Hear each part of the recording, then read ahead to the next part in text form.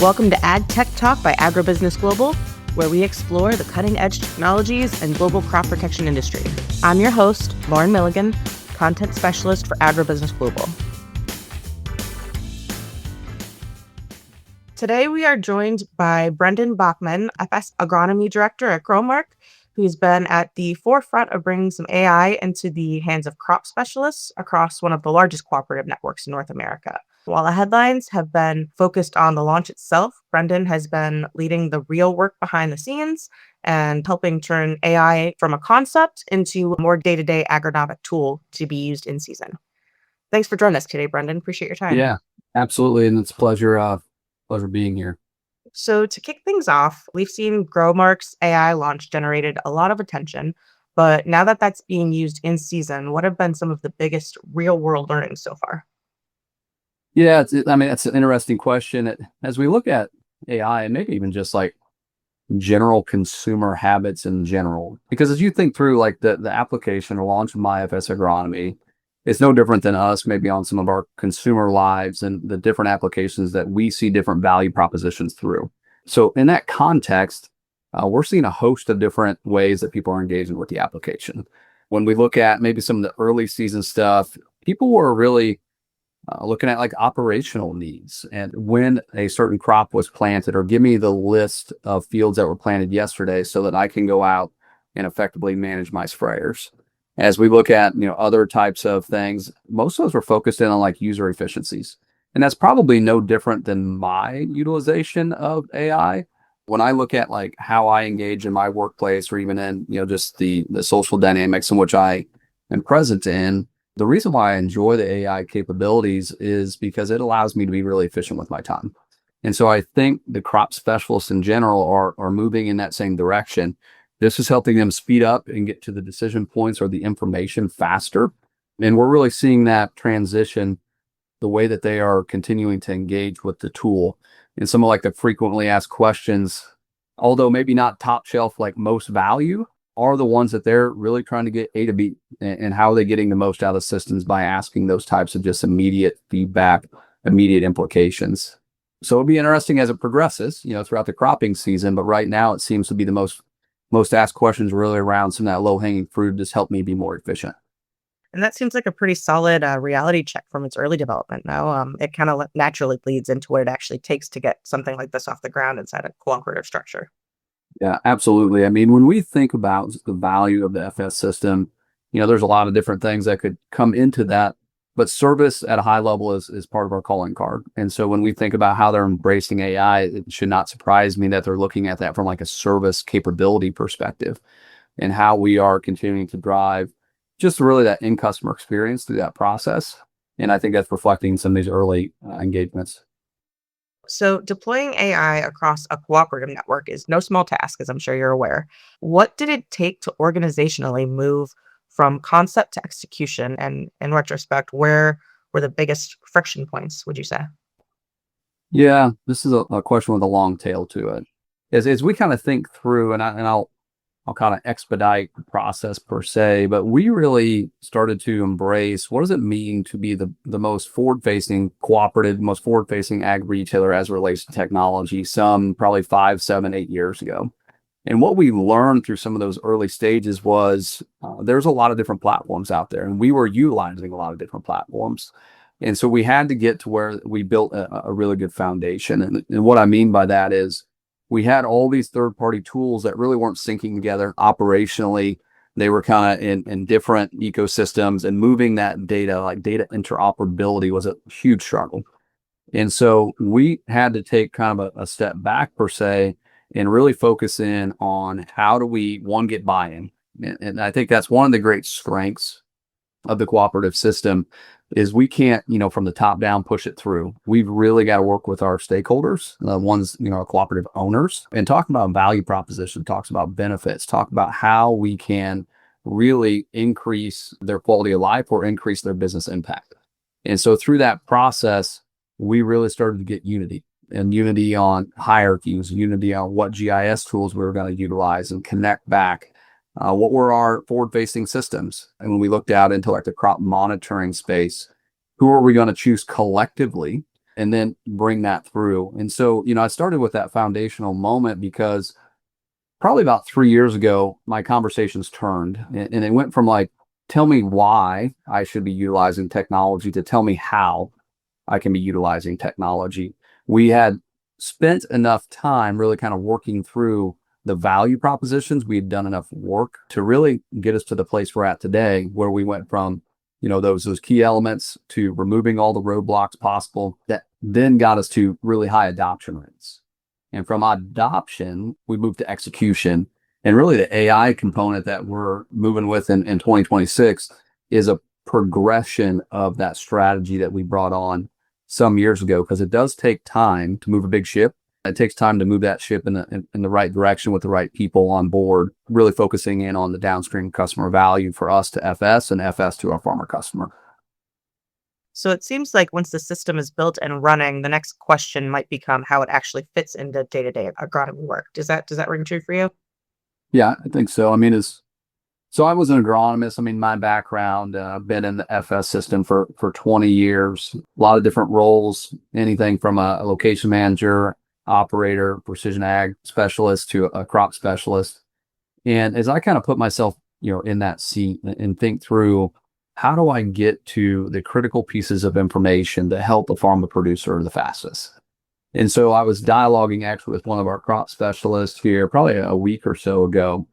And, I'll paraphrase a comment. He's like, AI is allowing me to get to the parts of my job that I enjoy, meaning discussions with farmers around things that help them at their operational goals, wants, and desires, and kind of reduces the noise or time spent in like data curation, reduces the time spent in trying to figure out what information can I bring to the table to help this farmer with that need that we've uncovered together. And so, I think the exact number this gentleman gave me was it kind of does like 70% of the heavy lift for me, but I need to put my own critical eyes of agronomy, my own trained understanding of that farmer's operation, and connect the dots between what it provides me to then the ultimate right decision recommendation for that farmer. And so as we kind of think through like, how is this impacting the life of that crop specialist? It's getting into the fun parts of their job, and that is working hand in hand with farmers and bringing as much value and information to that discussion as possible. So as AI becomes part of the workflow, how is the role of the crop specialist changing and where does human expertise remain most critical, would you say? Yeah. Yeah. Piggybacking a little bit off of maybe what I previously said, I kind of laugh a little bit because I've been putting like two different images up for what seems like, almost half a decade now.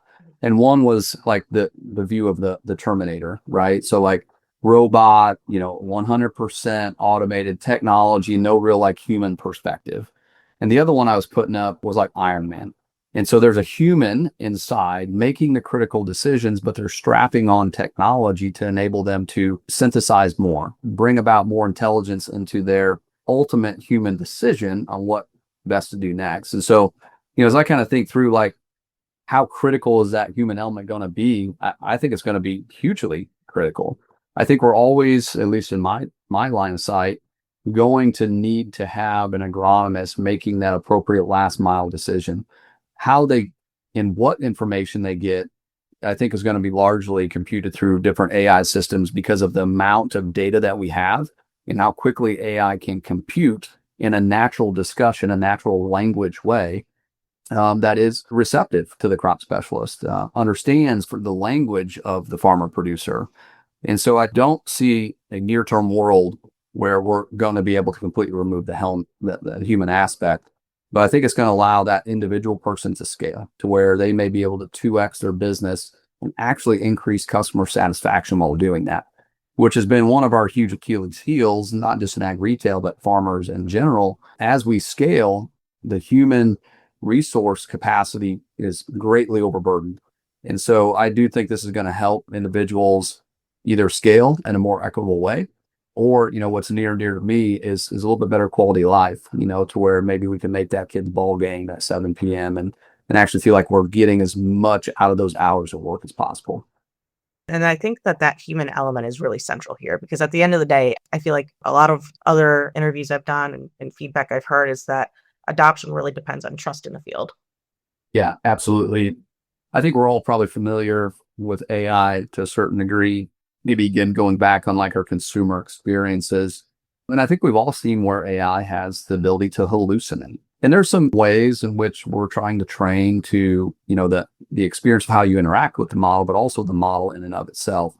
And I think that's one thing that's unique about what we've done. We went out into the marketplace and we're utilizing a broad model. It's Anthropic's Claude.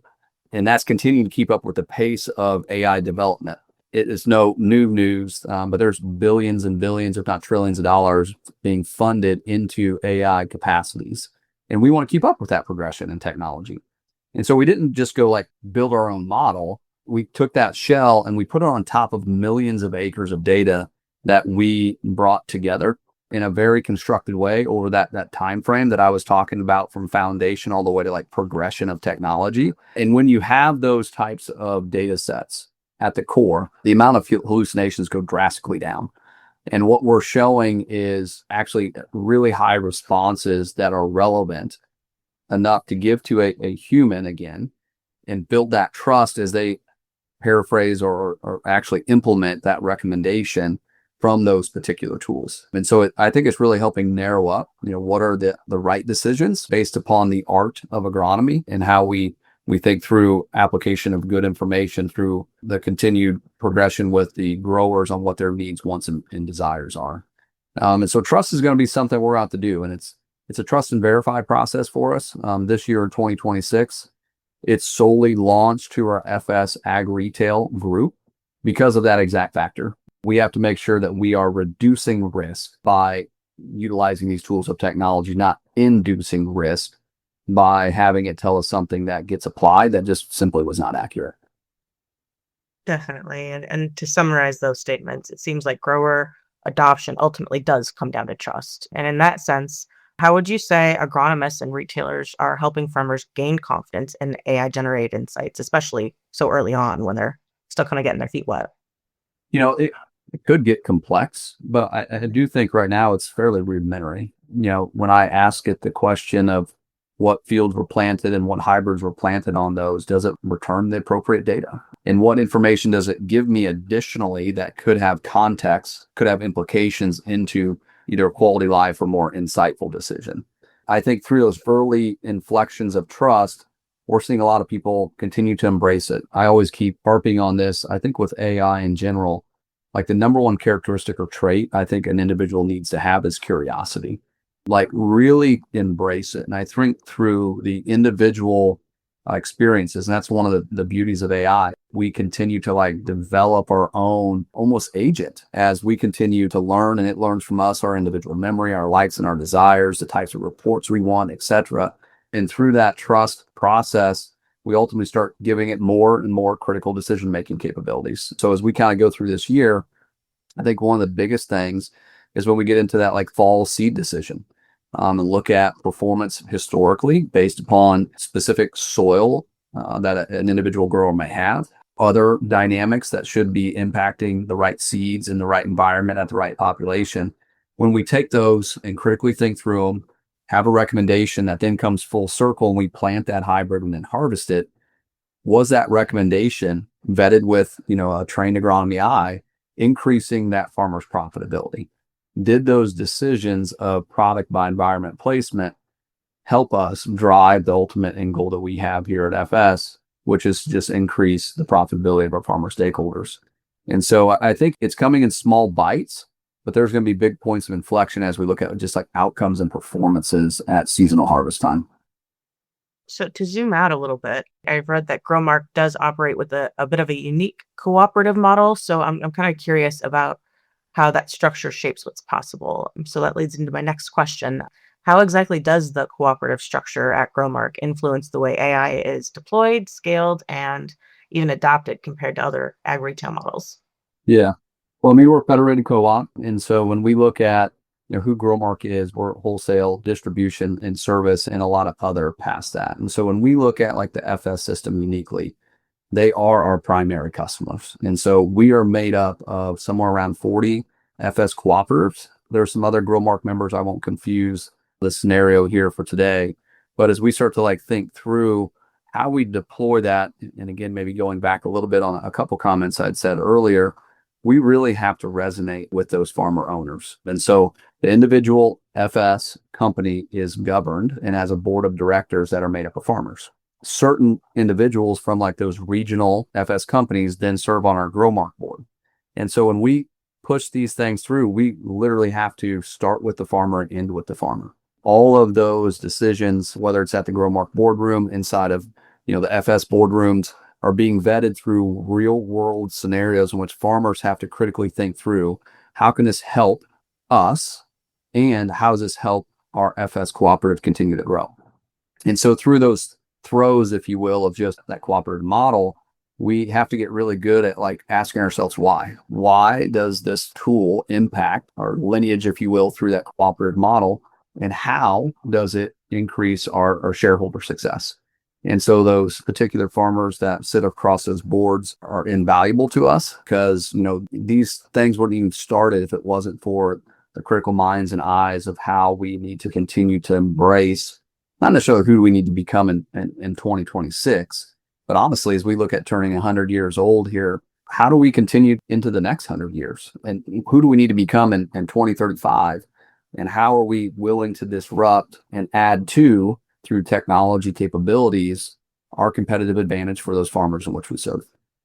And as this matures, it seems like in the next 100 years or so, success isn't just about implementation across the United States or North America, so to speak. It's more about measurable impact and how it's impacting, day-to-day operations and how people go about their businesses. Yeah, it's interesting as we look at AI. It's not necessarily like about selling more. It's not necessarily about even producing more. Sometimes it's really about how are we impacting, just the efficiencies and some of the things that I let off with in this podcast. Like, how are we actually impacting those decisions in a quicker, more effective way? And so probably the biggest one that we've seen that helps pull on the overarching umbrella is like just user engagement. And what are we seeing from like logins? And so I'm proud to say, as I serve across, a host of different people that speak in and develop this tool, our year to date logins are 2x of what they were all last year. And so we're seeing user adoption explode at the grower level, at the member level, at the Growmark level. And so we have like 5 key buckets of users that we're tracking, and they're starting to see the value. And I had, one particular person say, we can continue to talk about the purposes and the reasons why, but once you have something, it's just going to take off. And we're kind of seeing that, right? Like we've been working towards these ends in mind, and we've kind of got something here over the past 18 or so months with critical traction. And we put AI on top of it, and we're seeing our user adoption just explode. And so as we kind of look at that broadly, there's going to be other metrics. Obviously, we are continue want to expand our market share. Our FS companies are not and should not be bashful about that. But we're wanting to do that in the right ways of increasing the profitability and being competitive for those local farmers. And so we're going to track, financial measures, but ultimately those things should take care of themselves as long as we're providing the right value and outputs of what this tool provides. Fantastic that you've seen such a positive reaction, such positive growth. So as you evaluate success, what metrics would you say matter most right now? And how do you see AI shaping agronomic decision making and retailer value over the next several seasons?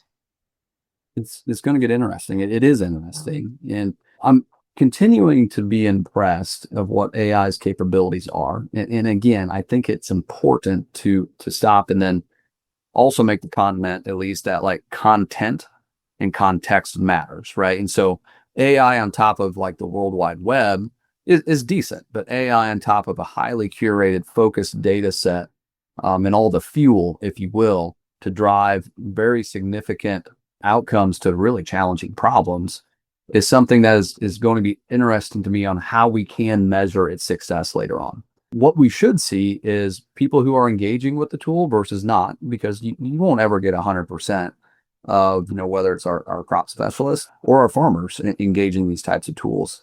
But as we measure those like buckets, if you will, of engaged, not engaged, what are we seeing in those sub-metrics? Are we seeing continued growth? Are we seeing farmers who are utilizing these tools adding yield increases seasonally at a higher percentage than those who aren't engaged? And there's a lot of things that go into growing a crop. AI is not the silver bullet, but it does help us synthesize a ton of different decisions that add to the complex of how we grow a better crop. And so, get out 2, 3, 4 years down the road. Do we just see those farmers who are leaning in, those crop specialists who are leaning in here and learning along the way in the journey of technology start to separate themselves? And we're going to be measuring that along the way. I think it's going to be an interesting thesis or hypothesis as we sit here in 26. But I do think that those people who are engaging in these types of technology are going to continue to have a competitive advantage, whether it's a farmer in their local environment or whether it's an FS cooperative as we go out and try to just service the customers as best we can. Finally, I'd like to hopefully connect this back to the broader ag value chain because AI isn't just changing agronomy. It might be shifting how decisions are made and recommendations kind of flow through the system. So, for my last question for you, as AI tools have become more integrated into agronomic decision making, do you see them influencing how growers ultimately purchase or use crop inputs? And could this also change the role ag retailers and manufacturers are playing in recommendation and purchasing decisions? I think the answer is, will AI impact those decisions and product purchases? I think the answer is yes.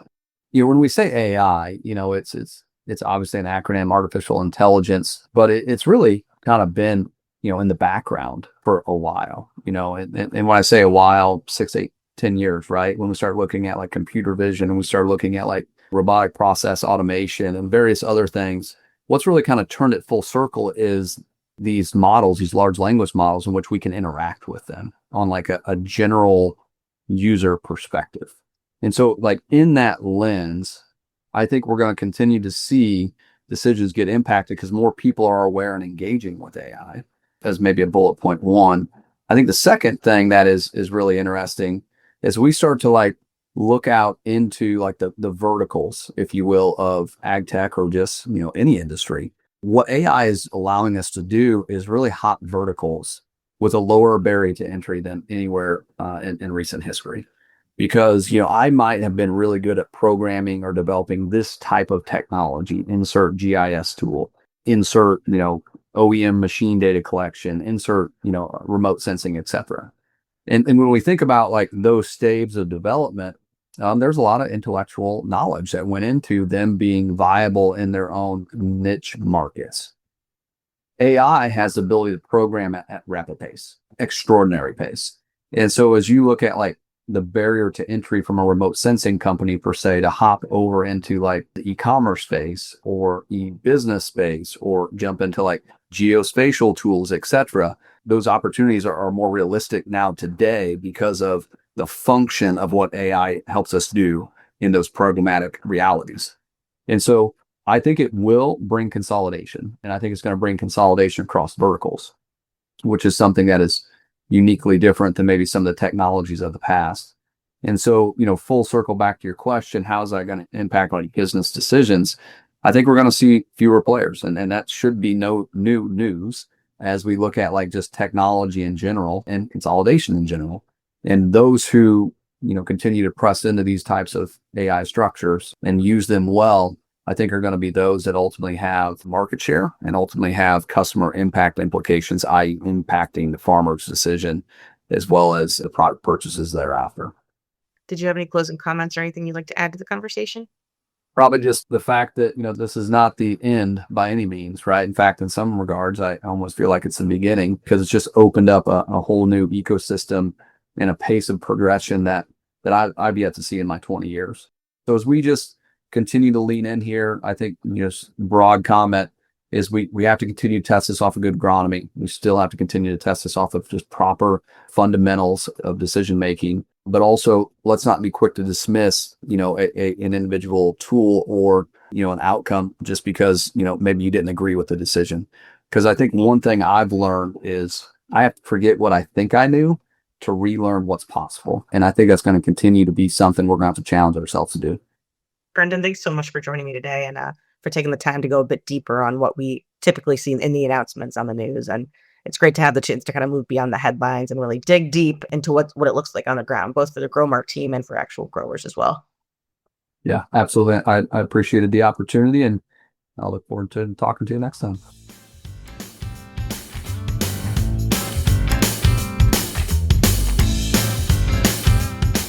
Thanks for listening to Ag Tech Talk by Agribusiness Global. Stay connected with the latest in ag tech and crop protection by following us on LinkedIn and visiting agribusinessglobal.com for more insights and updates. Until next time.